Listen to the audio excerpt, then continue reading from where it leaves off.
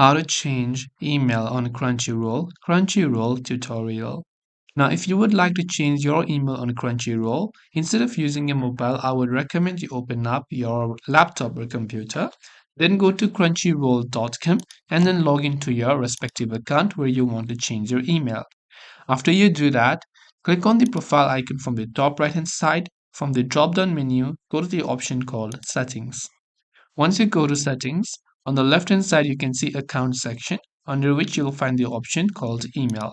Simply go to email option. Here you can see this is my current email. In order to change your email, you must have access to your current email. Otherwise, Crunchyroll cannot verify that you are the owner of the account.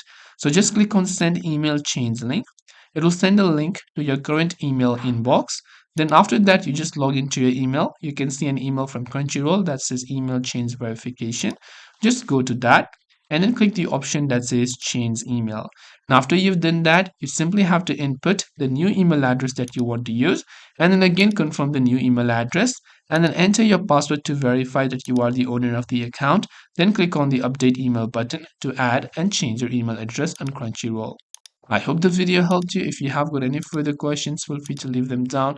Thanks for watching till the very end and see you soon in our next video.